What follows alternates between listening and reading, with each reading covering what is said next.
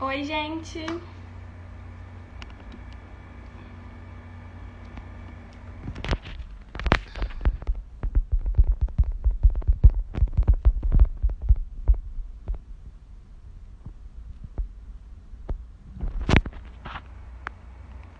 Oi, gente. Boa noite.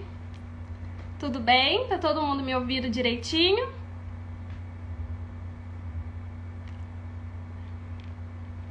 Eu vou esperar entrar mais gente pra gente iniciar esse bate-papo, tá bom?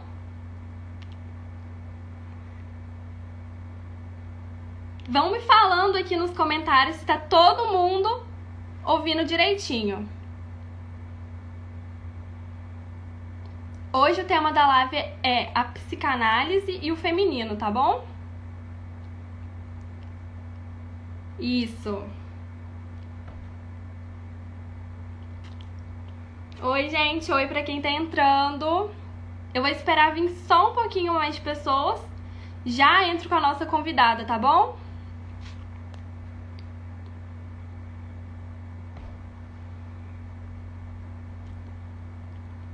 Qualquer dúvida, qualquer pergunta, já podem mandando aí nos comentários, que vai ser tudo respondido hoje.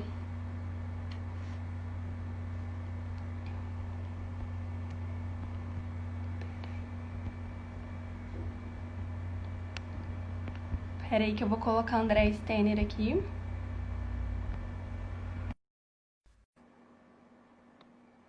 Vamos só aguardar um pouquinho que a André já vai entrar aqui com a gente. Cadê meu copo? Oi! Oi! Tudo bem? Tudo! Opa, nossa convidada tá aqui, gente. Então, bora começar esse bate-papo? Primeiro, eu vou me apresentar. Meu nome é Sara Alvim. Eu sou acadêmica de psicologia no Gramber, aqui em Juiz de Fora. E hoje eu vou estar acompanhando vocês nesse bate-papo. Então, qualquer pergunta, qualquer dúvida, pode mandar nos comentários, que vai ser tudo respondido. Tá passando tudo para a professora Andréia, tá bom? Então, agora eu vou apresentar a professora Andréia. Mas tudo, deixa eu só perguntar, tá todo mundo ouvindo direitinho? O som, a imagem tá ok para todo mundo? Só dá um ok nos comentários que já tá bom. Eu acho que eu fiz alguma coisa errada aqui. Eu subi com esse negócio. Peraí, só um Tá minuto. Como é que eu volto aqui? Oi, pronto. Deu certo? Oi. Então, tá vindo a Deixa eu galera. só conectar o meu... Eu vou conectar o meu... Vou plugar aqui meu coisa, porque às vezes melhora também. Tá bom. Tá? Tá conseguindo me ouvir direitinho aí?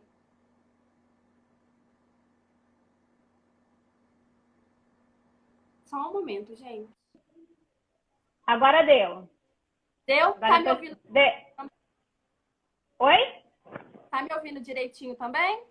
Tô ouvindo. Tô Tá, ouvindo beleza. direitinho. Então, novamente, vou me apresentar, vamos começar tudo de novo, né? Pra ficar tudo certinho aqui. Todo mundo entender tudo. Meu nome é Sara Alvim, eu sou acadêmica de psicologia no Gramber, aqui em Juiz de Fora. E hoje eu vou estar mediando essa live. Ou seja, eu vou ser um canal de comunicação dinâmico entre vocês e a professora Andréa Stener, tá bom? Então, qualquer dúvida, qualquer pergunta, tudo que vocês quiserem perguntar, ela vai estar aqui para responder e eu vou estar passando para ela. Segunda coisa, apresentar a professora Andréa Stener, né? Ela já esteve aqui com a gente através de lives aqui no Instagram da Jeps em outros momentos, abordando outros temas, a partir de vieses psicanalíticos. Ela é uma pessoa assim, surreal para falar disso. Vocês vão ver à medida que a live for passando. E agora eu vou falar um pouquinho sobre o currículo dela, só para vocês terem uma noção, tudo bem? Ela é graduada em Psicologia pelo SES, Juiz de Fora, e Comunicação Social pela UFJF, especialista em Psicanálise e Saúde Mental pelo SPMG, mestre e doutora pela UFRJ e professora na Faculdade de Gramber. Minha professora maravilhosa. Então, o terceiro ponto que eu vou expor para vocês aqui é sobre o livro e sobre o sorteio. O livro é esse aqui, Vocês não... Hino e a Psicose, da Andréa Stenner. Ela que fez esse livro fantástico, muito bom, uma leitura surreal, é muito boa mesmo. E nós vamos sortear ao final dessa live, nos últimos 15 minutos mais ou menos, 2 pessoas para ganharem um exemplar dele, tá bom? O sorteio por mim ao vivo, vou acompanhar tudo. Esse livro está disponível para aquisição. Quem quiser, é só falar diretamente com a Andréia, tá bom? Que ela vai estar passando para vocês as melhores informações e vocês podem adquirir esse livro. Por fim, ele vai nortear, né, alguns pontos dessa live hoje a partir das pesquisas da própria Andréa Stenner. Então, vou dar a palavra para ela. Muito obrigada em meu nome, em nome da Jeps, pela oportunidade. Pode ficar à vontade para expor tudo que você quiser. Oi, Sara. Oi, vi aí alguns alunos meus também que entraram. Boa noite a todos e a todas. Primeiro, agradecer a Jeps por esse trabalho que vocês estão desenvolvendo. A gente está num momento bastante delicado, né? Um momento ímpar da nossa existência, da nossa condição. E vocês têm proporcionado esse espaço de integração, de discussão, que é importante nesse momento em que a gente está aí diante de um cenário muito difícil, né?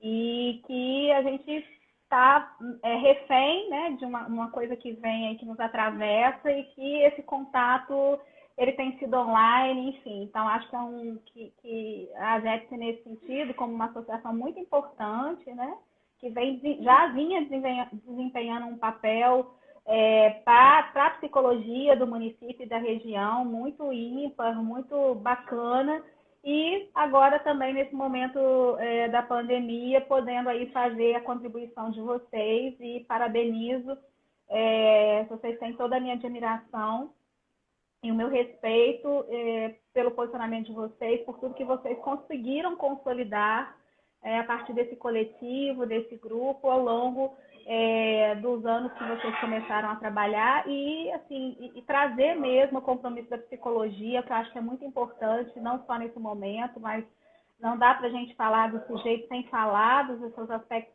psíquicos, né? E nesse momento mais ainda. Bom, eu tive a ideia de falar um pouco do livro, mas na verdade o livro ele é resultado de uma pesquisa de doutorado que eu fiz, mas assim, eu queria dizer para quem está estudando psicologia, enfim, que assim, a gente deve sempre fazer nossas escolhas pautadas naquilo que nos inquieta, naquilo que nos angustia e naquilo que causa a gente pelo trabalho. E no meu caso, por trabalhar muito tempo na clínica, uma das questões que me suscitaram a escrita dessa pesquisa foi entender como é que é a clínica de mulheres. Acho que tem algumas questões aí que a gente pode colocar. A primeira delas é que a maioria das pessoas que procuram a clínica são mulheres, né? Enfim, e a história do tratamento da mulher é muito importante. Por quê? Porque se a gente for fazer uma análise histórica do tratamento da mulher, muitas mulheres foram consideradas loucas e confinadas, e tiveram suas vidas ceifadas dentro de manicômios, enfim. E eram mulheres que não tinham um transtorno mental, um diagnóstico definido, mas que estavam ali porque eram filhas difíceis, desobedientes, enfim. N motivos fizeram com que, ao longo da história dos manicômios, as mulheres fossem confinadas.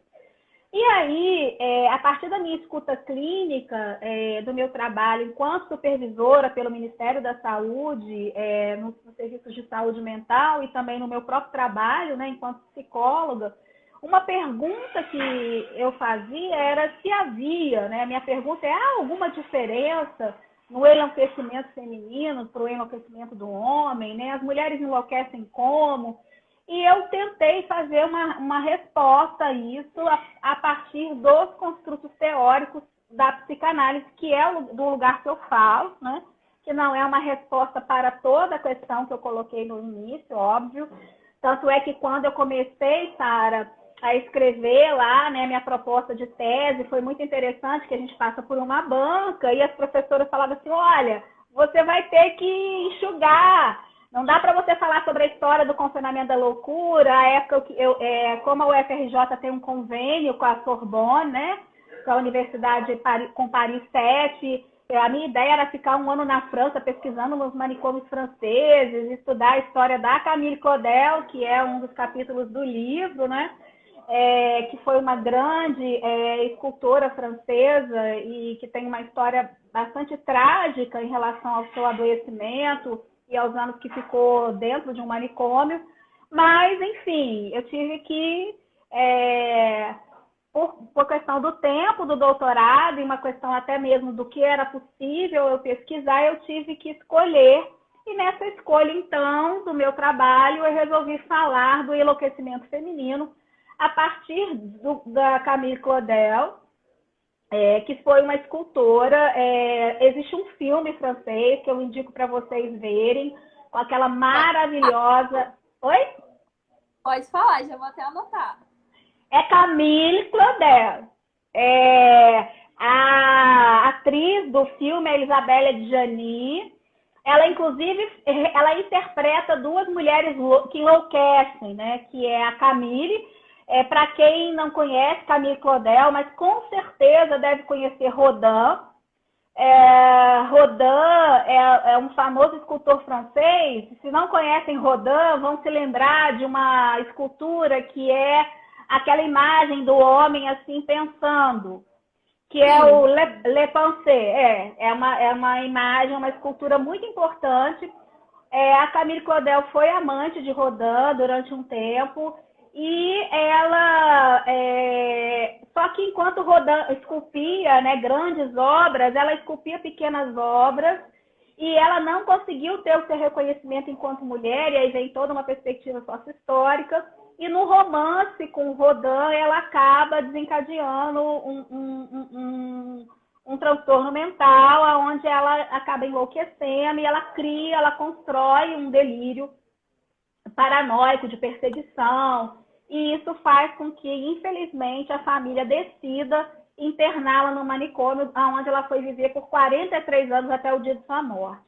Então, esse livro, ele traz uma pergunta, como eu falei no início, que é o que diferencia o enlouquecimento feminino do masculino. E aí, assim, eu queria dizer que, embora o livro tem algumas coisas mais complexas da psicanálise, eu foco no que a gente chama na segunda clínica do Lacan, que é uma clínica onde ele não vai usar a questão falocêntrica como um guia, né? Que isso é uma crítica que se faz à psicanálise ao dizer que ela, às vezes, ela é muito falocentrada, ela tem uma amarração edípica, e aí com isso uma preponderância do masculino sobre o feminino. Então, assim, o Lacan, ele atravessa esse dilema, vamos dizer assim, e ele traz uma outra perspectiva que ele vai escrever no seu seminário 20, que se chama Matemas da Sexuação, onde ele vai dizer que tanto o lado feminino quanto o lado masculino são construções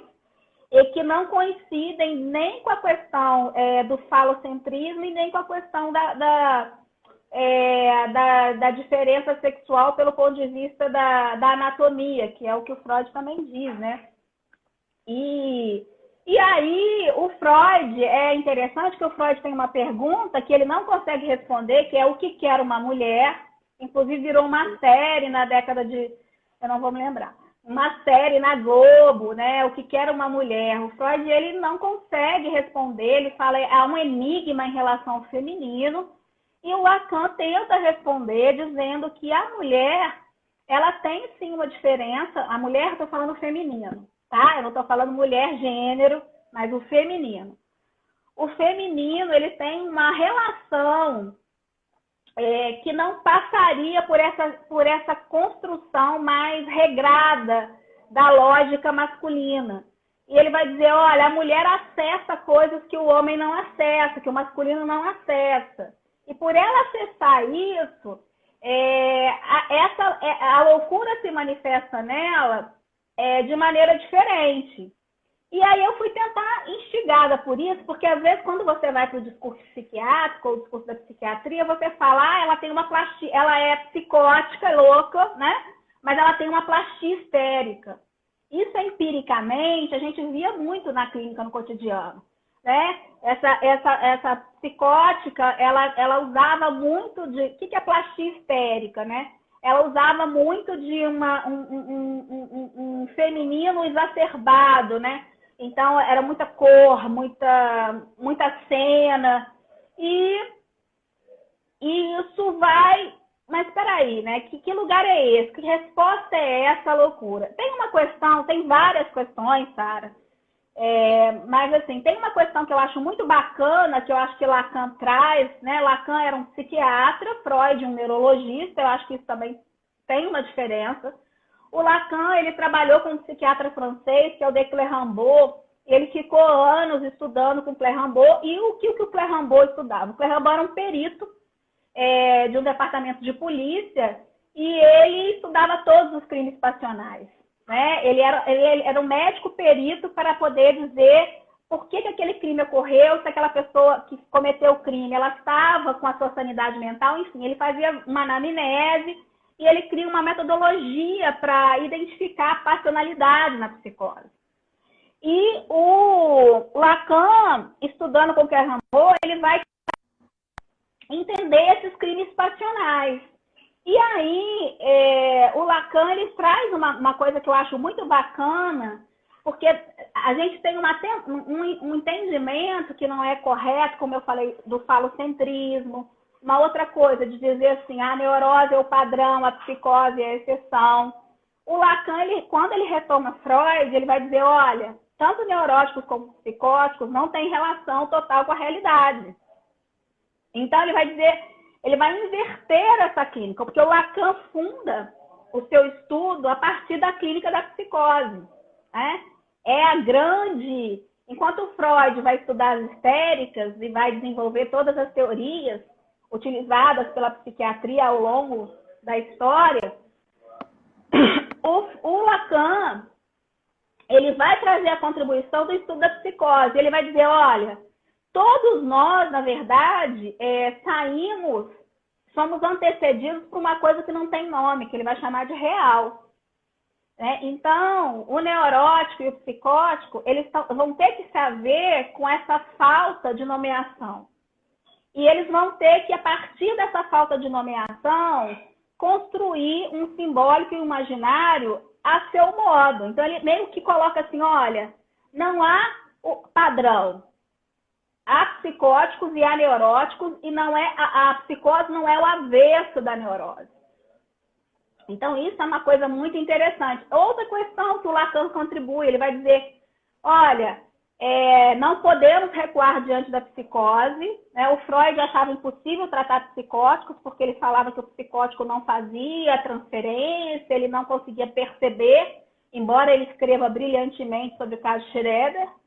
Lacan já traz o tratamento possível da psicose, que inclusive viabiliza até mesmo a queda dos manicômios, né? Porque ele vai dizer assim, há lugar para a palavra do louco, e a neurose, embora seja o pacto social com a ascensão da razão, e é Foucault que vai dizer isso melhor, que é a partir do momento que você diz, não, só pode pertencer à sociedade quem tem razão, você cria os que não têm razão, e os que não têm razão têm que ser retirados, porque eles não contribuem para o modo de produção, né?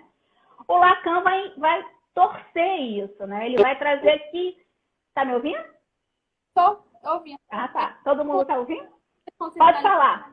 Pode falar? Então, pode? Vou fazer essa pergunta logo de início, da Mari Fontes. Ela pergunta, a histeria é predominantemente feminina? Boa pergunta.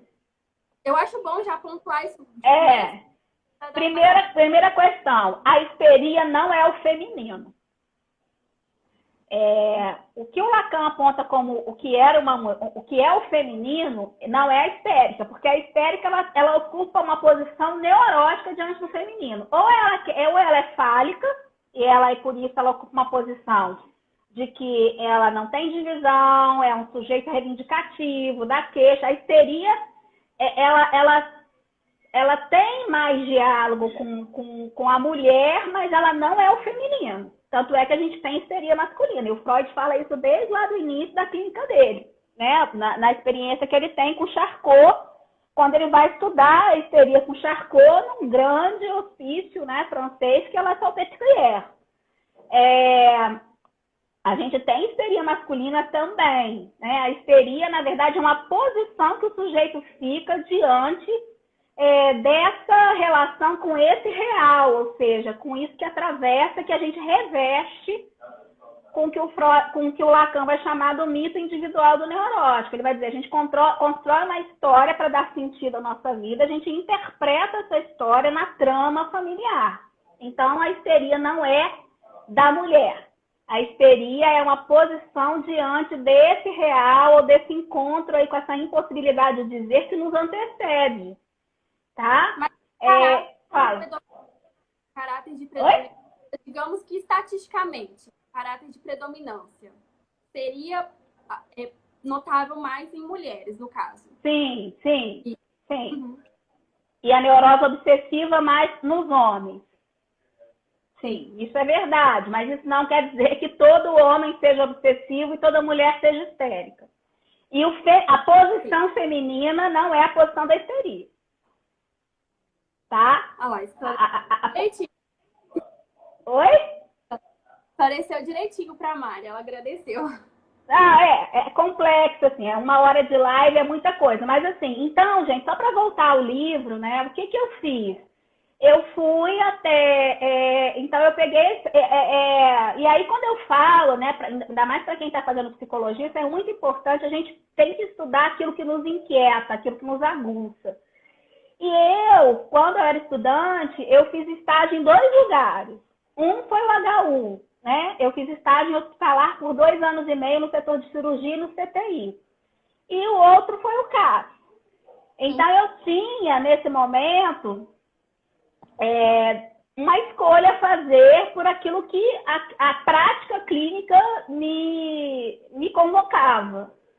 Então, lá desde o início, né, a gente estudando psicopatologia, eu tive um dos melhores psiquiatras da cidade, um cara muito bacana, que foi o Rubem Dario, né, o doutor Rubem Dario, um psiquiatra que, inclusive, até hoje ele ainda dá aula, formação para os residentes de psiquiatria. Ele é um cara assim, que eu confio muito e que me ensinou toda a questão de psicopatologia na psiquiatria, e a gente estudou Camille Claudel para a gente falar desses delírios erotomaníacos ou delírios passionais, né, que são delírios classificados pela psiquiatria.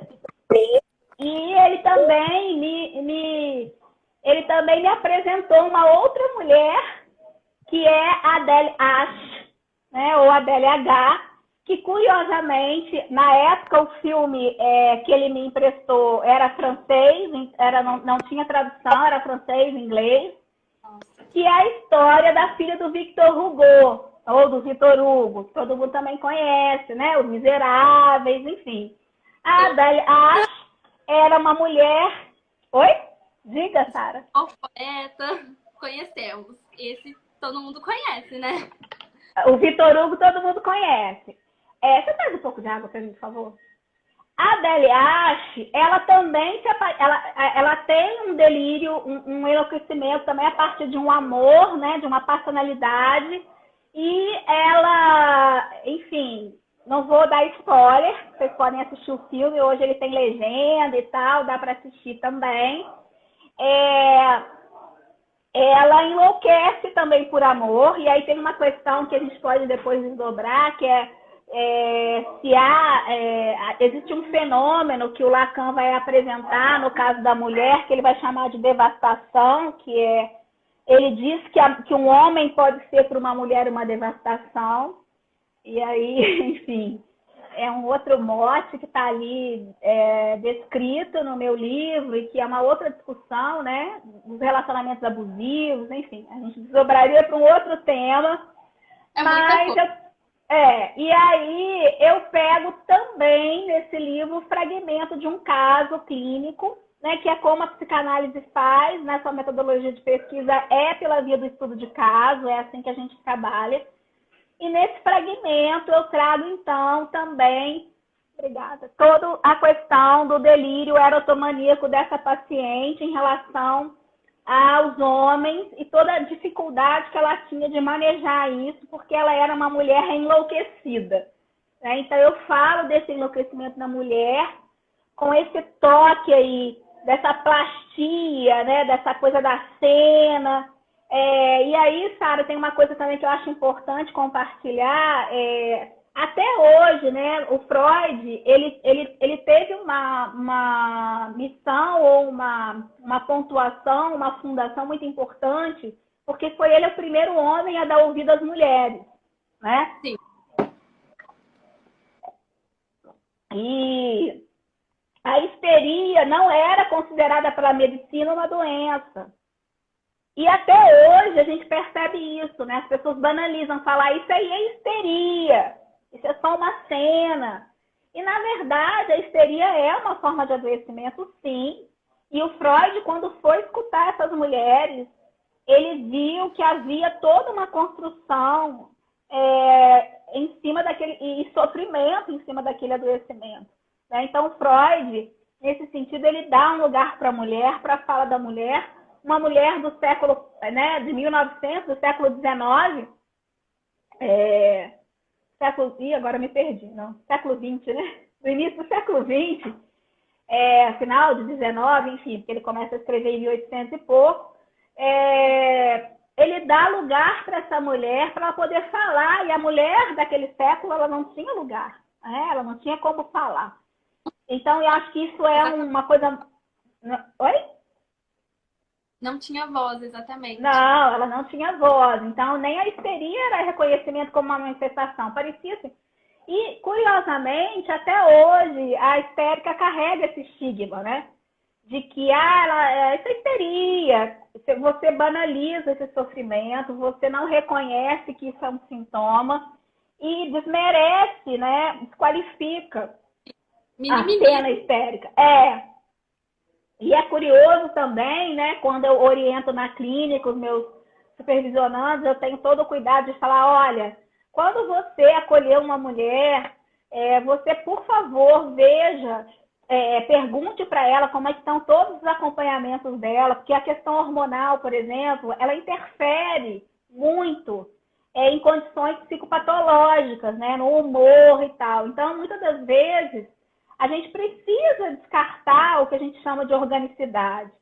E, às vezes, você vai para uma porta de um hospital e só por você ser mulher, muitas das vezes a pessoa fala, isso é histeria, e não faz o exame clínico, né? E não faz aquilo que deveria ser feito. Então, quando a gente recebe na clínica, né, na clínica escola, um dos cuidados que eu tenho é saber se essa mulher está com tudo em dia, com os exames hormonais em dia, para a gente não virar e falar assim, isso é psíquico, não tem substrato orgânico. Quer dizer, a mesma preocupação que Freud tinha no início da sua clínica, a gente tem que ter sempre, né?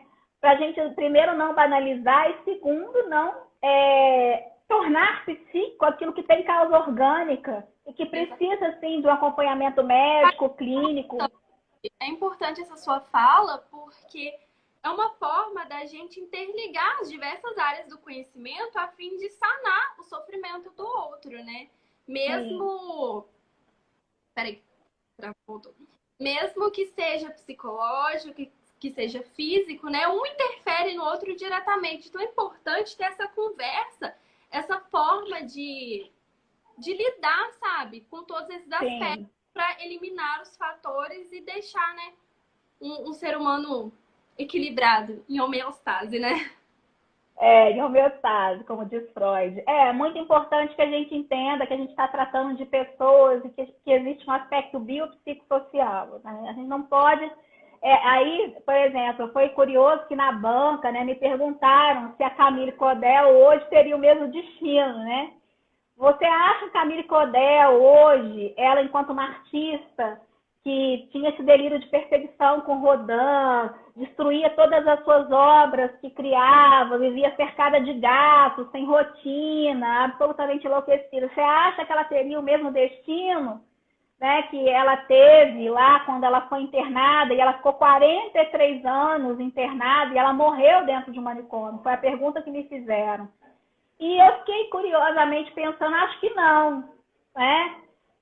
Acho que hoje a Camille Claudel seria considerada uma mulher excêntrica, talvez, mas que não teria esse destino, né? Não teria. Eu sou otimista em pensar que o lugar hoje da Camila Claudel seria na sociedade, interagindo a partir da sua singularidade. E tem um fato da vida dela, as cartas que ela escreve são lindíssimas, acho que todo mundo deveria ler. Ela faz um apelo ao irmão com quem ela tinha uma ligação muito próxima e à sua mãe, né, que foi quem a colocou após a morte do pai dentro do manicômio. Ela pede muito para sair, sabe? Ela implora, não me deixem aqui.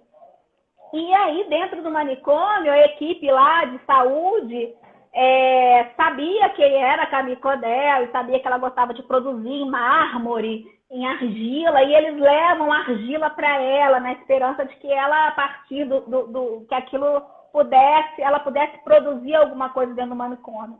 Mas a Camille Claudel nunca mais produziu depois que ela foi internada.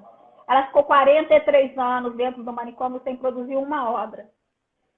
E em 2000, a gente teve um momento no Brasil, alguns momentos, né? A França valoriza muito, a cultura francesa, ela tem uma coisa muito cosmopolita e uma relação muito estreita, né? Uma relação muito estreita com o Brasil. Em 2000, foi em 2099, se eu não me engano, a exposição da Camille Claudel veio para o Rio de Janeiro. E eu ainda, estudante, eu fui ver a exposição no Rio e foi, assim, maravilhoso. Eu chorei muito. As obras da Camille Claudel são maravilhosas. Hoje existe um museu na França, né, o Museu da Camille Claudel, que vale a pena visitar, quem puder. E quem não puder visitar, vai poder ver, né, porque as obras dela... Oi? Quem não puder visitar, pesquise sobre. Pesquise sobre, porque... E ela tem, assim, no meu livro, eu trago as obras dela, porque todas as obras de Camille Claudel falam desse feminino, da posição feminina, né, do desejo. E, assim, é algo muito bonito. A Adélie Ache, eu tive um pouco mais de dificuldade para escrever sobre ela, porque tinha muito pouca coisa, né? Ela ficou meio que escondida, obviamente, por ser filha de Victor Hugo, né?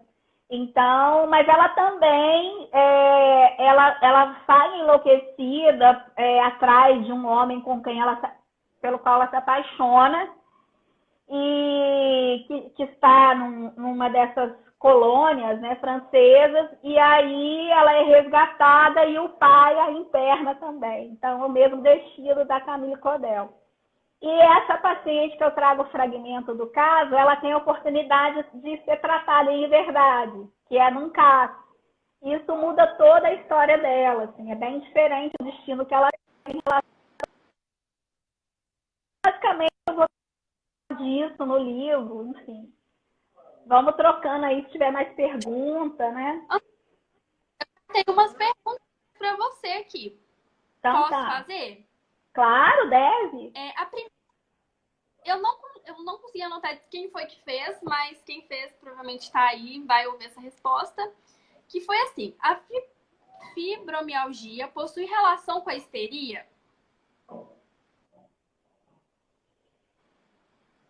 Sim e não. Vamos lá, explica isso pra gente. Porque essa histérica que atual, ela tem tantos sintomas conversivos, né, que eram sintomas que o Freud vai diagnosticar, como também ela se apresenta de uma outra forma, né? O Lacan fala disso muito brilhantemente. Ele fala assim, olha, a mulher, ela muda com a cultura. ela se apresenta de forma... A mulher varia, né? Por isso não existe a mulher. Existem mulheres, diversas mulheres. Isso é Lacan que diz de uma maneira belíssima. Então, sim, né? Toda a questão que é do corpo, obviamente que ela tem um diálogo com o psíquico, né? Agora, a gente não pode dizer que é 100% psíquico. A gente vai dizer o fenômeno psicossomático, ele afeta os órgãos. Né? Então, existe uma parte que o Freud, inclusive, vai dizer de uma etiologia que está no corpo e que está no psíquico. Né? Ele vai falar, inclusive, quando ele define o conceito de pulsão. Ele vai dizer que a pulsão ela tem uma parte que é orgânica, que é biológica, que é soma, que é corpo, e uma parte que é psíquica. Tá? Então, existe, sim, uma interface, mas, obviamente, que a gente precisa tanto, às vezes, do tratamento farmacológico quanto do tratamento psicoterapêutico, tá? Então, tem outra pergunta aqui da Mari Fontes, novamente. Ela perguntou assim: a alteração hormonal durante um período de ansiedade pode levar a um Nossa, não entendi o que ela escreveu, não. Psicopatologização errônea? Vê se você consegue ler, entender. Sim, Deu certo? entendi. Isso que a Mari falou é essencial. Né? Porque você pode estar com um problema, com uma deficiência hormonal, com alguma questão hormonal ou alguma outra questão orgânica que está alterando o seu quadro psíquico e que você precisa tratar. Então, isso é muito comum na mulher. E, por exemplo, também, às vezes você vai ter uma pessoa que ela não tem uma definição, uma causa definida, um fator desencadeante, e de repente ela muda totalmente o comportamento. Ela muda o jeito de agir, ela muda o jeito de estar. E aí você vai perguntando, você não consegue definir uma hipótese no curso do que ela está dizendo e pode também ter uma causa orgânica desconhecida. Por exemplo, quadros de depressão, que às vezes a pessoa fica deprimida, o humor está rebaixado e não tem nada a ver com uma questão psíquica puramente. Ela pode estar com alguma questão orgânica e que precisa ser vista. Então, isso é muito importante. É o que a gente chama de descartar a organicidade. Por isso, esse diálogo, ele tem que ser feito. A gente não pode trabalhar sozinho. A gente tem que trabalhar integrado com outros profissionais de saúde, até para a gente ter um melhor diagnóstico. Por fim, Andréia, mais uma perguntinha que eu resolvi deixar por último essa, porque é de interesse geral. Uma pessoa pergunta assim: Lacan tem a ver com matemática? Posso dizer que tem sim, tá? Então, o Lacan, ele é um contemporâneo dos linguistas, né, do estruturalismo francês. Então, no primeiro momento, ele vai tentar, ele traz, né, os primeiros seminários, ele fala os primeiros seminários, o diálogo dele é todo com o estruturalismo, com a questão da semiótica. Então, ele vai trabalhar muito significante, significado. Ele vai tentar retomar Freud, trazendo essa coisa mesmo do conceito do inconsciente. Só que depois o Lacan ele vai tangenciar para a matemática. Ele vai tentar traduzir, por exemplo, a questão da sexuação, a questão dos discursos, a questão do desejo, tudo ele vai tentar fazer uma apropriação, assim como ele não é um linguista, porque ele se apropria de Saussure, mas ele inverte a lógica saussuriana, ele também não é um matemático.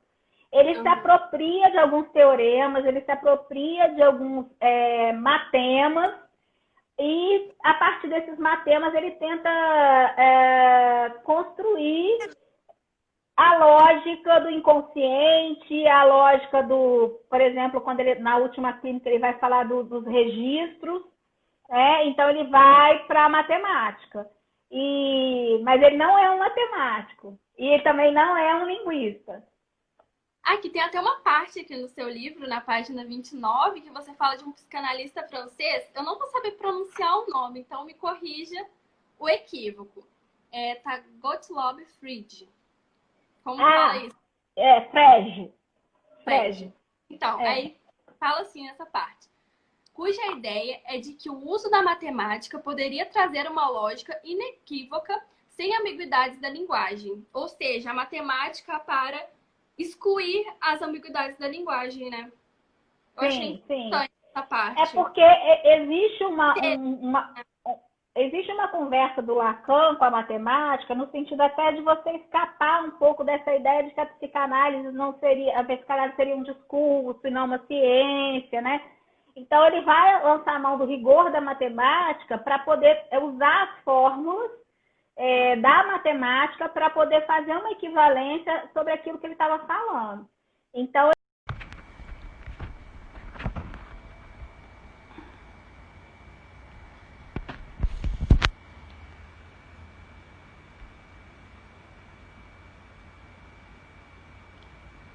Oi, gente, caiu aqui o vídeo, foi encerrado.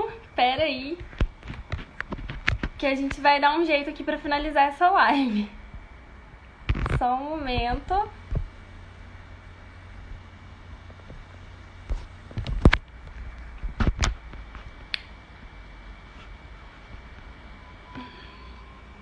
Gente, só um momento, porque caiu o vídeo, não sei por que foi encerrado. Mas eu compartilhei, de qualquer forma, a primeira parte dele no Instagram, né, no feed. Só aguentar um pouquinho que eu vou esperar a André entrar aqui pra gente finalizar esse bate-papo, tá bom?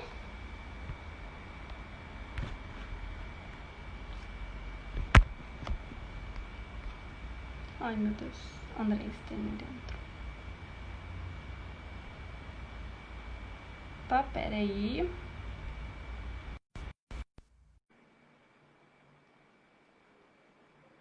Peraí, gente. Tá rolando, tá rolando.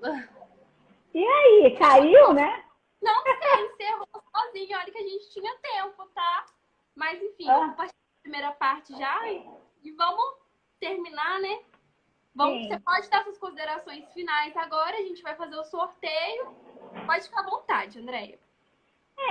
Assim, na verdade, como eu coloquei, né, acho que é importante dizer trazer para vocês o quanto que a psicanálise contribui para o reconhecimento dessa clínica com mulheres, né, histéricas, loucas, psicóticas, enfim, mulheres em condição de sofrimento. Isso desde Freud, que foi o primeiro a, de fato, teorizar sobre isso e validar esse lugar, né, que essa mulher tivesse uma escuta. E eu acho que eu trago, assim, quando eu falo de Camille Claudel, quando eu falo de Adaliache, eu trago, infelizmente, histórias trágicas, porque as duas, infelizmente, né, tiveram o mesmo destino, que é serem confinadas, e do quanto a perspectiva da psicanálise, principalmente dessa prática do retorno a Freud que Lacan faz, traz, a partir da sua técnica de tratamento possível, a possibilidade dessa escuta, de um reconhecimento da mulher louca, né?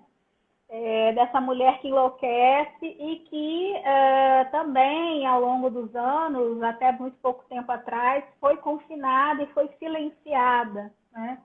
Então, acho que isso é o compromisso que a psicanálise traz, no sentido de reconhecer esse lugar de sofrimento, não psicopatologizar, como diz a Mari, todo sintoma, porque pelo fato de ser mulher, eu acho que isso também a gente precisa entender, e a psicanálise, ela se propõe a isso, ela se propõe a escutar essa mulher de um lugar muito delicado e muito sensível, né? Como eu falei, o Lacan, ele fala maravilhosamente bem das mulheres, ele fala que cada mulher é única e é singular, e é essa singularidade que a gente busca no tratamento, né, que foge, né, e aí se opõe a esses tratamentos que são padrão, né, que tentam qualificar o sujeito só pela via do sintoma. A gente sabe que nós somos muito mais que sintomas, né? Se fosse tão fácil assim, só a farmacologia daria conta, né? Ou só algumas técnicas dariam conta, e a gente sabe que não.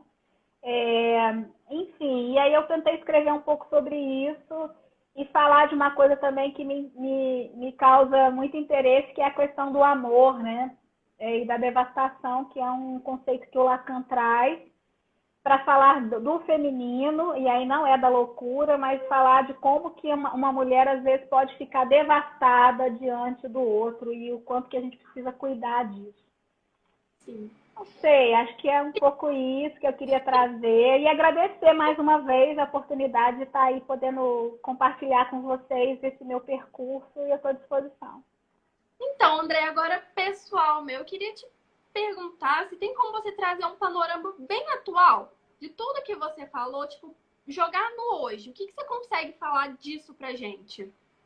Então, primeiro que o caso clínico que eu trago já traz uma perspectiva outra do tratamento das mulheres, né? A partir do momento em que a gente tem no Brasil, em outros lugares do mundo, mas marcadamente aqui, né, uma clínica que se faz fora dos muros do manicômio, que é uma clínica que é feita no cotidiano dos casos, aonde a gente tem a possibilidade de fazer essa escuta em liberdade e respeitosa das mulheres. E atravessada, como eu falei, Sara, por um trabalho de uma equipe multi, não é? Porque isso é muito importante. Você ter, não é, a equipe multiprofissional, ela não é uma equipe em que cada um vê uma parte do sujeito, é uma equipe que discute quais são as necessidades de saúde dessa pessoa e a partir das necessidades de saúde dessa pessoa traça aí uma direção de tratamento que não é só psicopatológico, né? Porque muitas das vezes a necessidade dessa pessoa não é remédio e não é escuta individual, mas são outras questões que envolvem a condição da mulher no Brasil. E aí a gente tem uma outra agenda que se refere à questão da igualdade, né, das questões de opressão, das questões de gênero, da violência contra a mulher, do fato da mulher não ter lugar, expressão, dela ganhar menos que o homem. Enfim, a gente tem várias questões aí que atravessam e que trazem um sofrimento para a mulher que é psicossocial, não é uma questão meramente química, orgânica. Então, isso é muito importante, né? Acho que isso é uma diferença de hoje para a época de Camille Claudel, enfim, de todas as mulheres que morreram, que levaram eletrochoque, que tiveram suas vidas ceifadas ou cerceadas por um discurso que não dava lugar a elas. Isso é um ponto.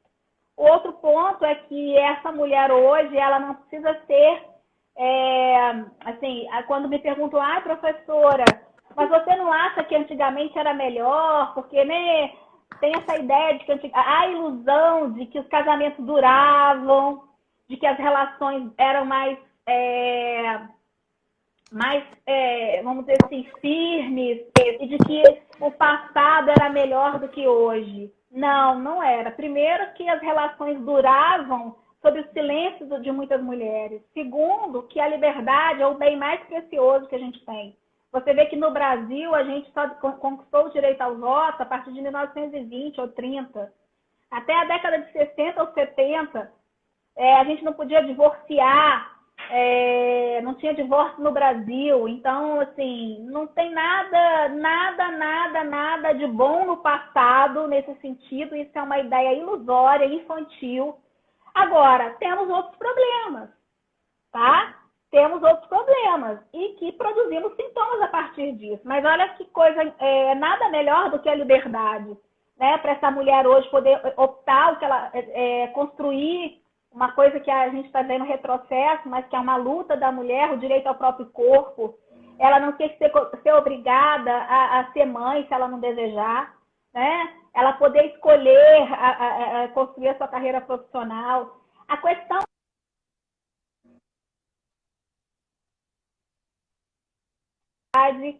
diante da vida, a felicidade possível, né? Não é a felicidade fantasiada, mas a felicidade no sentido dela estar olhando para si mesma e se reconhecendo no seu lugar, tá? Então, acho que isso E aí tem outros elementos que eu acho que são importantes, que a gente tem visto o movimento feminino se unindo, né, com essa questão das pautas feministas, para poder dizer, né, de que nosso corpo, nossas regras, isso é importante, precisa ser validado. Isso não tem nada a ver com histeria, isso não é doença. É curioso que a mulher, o estereótipo da mulher, ele é tão marcado, né? Por exemplo, a mulher não pode falar alto, ela não pode xingar palavrão, né? Ela não pode ter agressividade. A agressividade, ela é uma atribuição do homem, não da mulher. É extremamente passível, né? É um molde. Exato. Então, assim, é isso aí, ó. Viva a liberdade da mulher em todos os sentidos. Então, não tem nada de ficar dizendo que era melhor antes, não. Temos outras questões, temos outros problemas, né? Mas a liberdade é sempre, sempre a melhor condição para qualquer ser humano. E aí tem uma questão que a gente precisa dizer que existe uma diferença entre as mulheres na nossa sociedade, né? Então, entre aquilo que é o feminismo das mulheres de classe média, branca, e aquilo que é a questão das mulheres negras, né? A gente precisa ter sororidade, mas a gente precisa discutir isso. Porque a gente tem uma questão que é diferente, né? Então, não adianta também eu ficar falando do feminismo, da luta da mulher, do meu lugar de fala, sem ter sororidade ou discussão com a grande parte da nossa população brasileira, que é formada por mulheres. As mulheres são geralmente as pessoas que... Obrigada, meu querido. Que bom, Marlon. As mulheres, elas são chefes de família, né? No entanto, são elas que estão no cadastro do Bolsa Família. E a gente tem muita luta para fazer, e a gente tem que se dar as mãos e reconhecer as diferenças, mas lutar juntas. Né? E essa luta, ela não pode, em nenhum momento, um quadro de transtorno ou uma questão psicopatológica. Eu acho que isso tem que ficar muito bem claro, tá? E a psicanálise, no seu compromisso ético, ela não faz isso.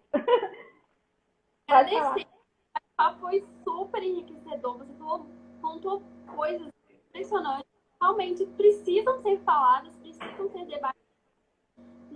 A gente não pode fugir desse tipo de conversa, né? Então, eu queria agradecer a presença mais uma vez aqui com a gente. Eu que agradeço. E a troca foi maravilhosa. E avisar para o pessoal que agora eu vou fazer o sorteio, né, dos 2 exemplares desse livro aqui, ó. Feito pela Andrea. Qualquer que vocês tiverem, qualquer pergunta, podem mandar pra gente ainda no Instagram da Jeps. A gente vai se esforçar para responder, né, para estar mantendo contato com vocês. E é isso. Eu queria agradecer. Uma coisa, Andrea. Eu só queria agradecer. Eu devia ter um comentário que subiu aí, eu não estou conseguindo ler. Isso também é uma liberdade que ela tem que escolher. E agradecer a participação e a oportunidade de dizer que eu estou aberta aí para quem quiser discutir mais e trocar mais ideias sobre o tema. Convidar para mais umas lives aí, tá bom? Tá. Vamos falar sobre amor e devastação. Eu acho que é um tema que interessa. Esse tema, minha turma toda vai assistir, viu? Em peso, com certeza. A gente precisa falar sobre os limites do lugar que a mulher se põe no amor, né? Para não se perder em relacionamentos abusivos. Isso aí vai pegar firme, viu? Isso é uma boa discussão. Gente, agora eu vou fazer o sorteio aqui. Já tá tudo aqui no computador. Peraí, só virar. Ó, o aplicativo já tá aqui. Selecionar a publicação. Gerando lista de comentários. Peraí. Pronto. Peraí que tá carregando. Vou sortear um número aqui, então. Número sorteado, centro... Peraí, ó. Foi o Ju Piobello Estude. Ela marcou 3 amigos e curtiu a publicação. Já vou conferir isso aí da curtida da publicação. Agora eu vou sortear outro número aqui. Natália Miller, provavelmente, né? Então, pessoal, eu vou divulgar daqui a pouco os vencedores do sorteio, como vocês puderam ver, eu fiz aqui ao vivo. Vou deixar essa live disponível para quem quiser terminar de assistir, depois a gente apaga.